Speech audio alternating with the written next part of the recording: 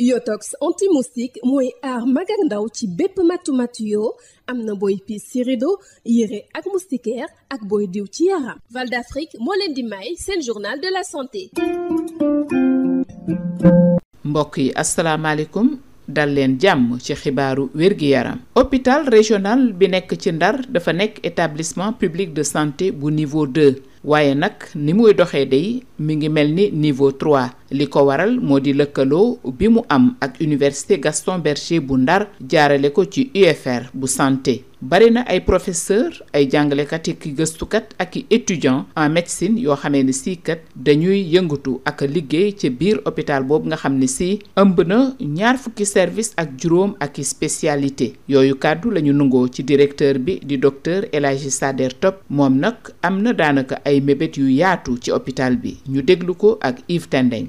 Voilà, comme vous le savez, l'hôpital régional de Saint-Louis est un établissement public de santé de niveau 2. Mais aujourd'hui, ni ngeen ko xamee hôpital régional bu Saint-Louis établissement public de santé numéro 2 la waaye tey jii boo xoolee ni muy fonctionner ak it partenariat maanaam lëkkaloo bi ñu lëkkaloo ak université Gaston Berger bu Saint-Louis jaarale ko ci UFR santé am nañu ay jàngalekat yu xarañ ci wàllum wér-gu-yaram waaye itam dañuy far di dalal ay étudiants yu nga xamante ne ñoo ngi ci UFR médecine bu daara ji kawe googule ci lu soxal seeni stage waaye itam ci lu soxal seeni spécialisation.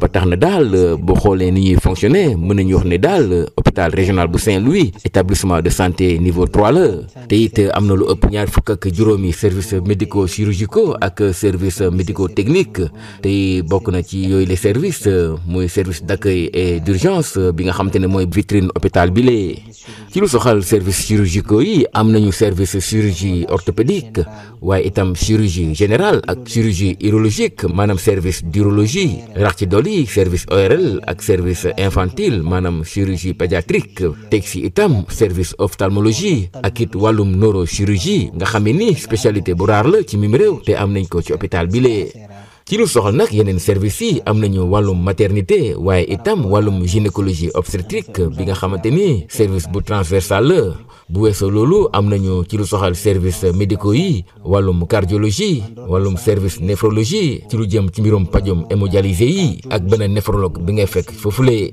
am nañu itam service pédiatrie ak service médecine interne yi nga xamante ne dina tax ba ñuy mën di faj lépp luy pathologie médicale am nañu itam service réanimation bi nga xam ne bu transversal la ci biir hôpital bi lee ci diggante wàllum chirurgie ak it yeneen spécialité médicale yi waaye boo xoolee am nañu mëbët gën a développé plateau technique bi te yokk spécialité yi. Donc vraiment nous avons beaucoup de perspectives de développer le plateau technique, de renforcer aussi les spécialités. fii la ñu yem ak yéen ci seen xibaaru wér-gi-yaram jaageen jëf ñu jox leen dig daje ba beneen. Yotox anti-moustique mooy aar mag ak ndaw ci bépp matu-matu yoo am na booy piis ci rido yére ak moustiquaire ak booy diw ci yaram. Val d'Afrique moo leen doon may seen journal de la santé.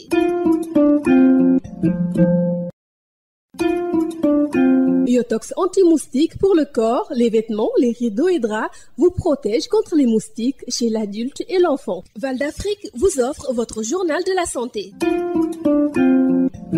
Bonjour, c'est parti pour Info Santé. Le centre hospitalier régional de Saint-Louis est un établissement public de santé de niveau 2, mais qui fonctionne comme un établissement de niveau 3. Ceci en raison de son partenariat noué avec l'université Gaston Berger de Saint-Louis à travers son UFR santé. Plusieurs professeurs, enseignants, chercheurs et étudiants en médecine exercent au sein de cet hôpital qui abrite plus de 25 services et spécialités. C'est ce qu'a fait savoir son directeur, Dr El Hadji Sader Top, qui nourrit de grandes perspectives pour cette structure de santé. Nous l'écoutons au micro d'Yves Tendeng.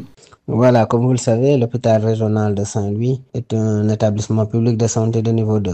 Mais aujourd'hui, force est de constater, avec le partenariat que nous avons avec l'université Gaston Berger de Saint-Louis à travers l'UFR Santé de Saint-Louis, nous disposons au niveau de nos effectifs des enseignants-chercheurs qui aujourd'hui sont d'une importance capitale pour la prise en charge de nos malades.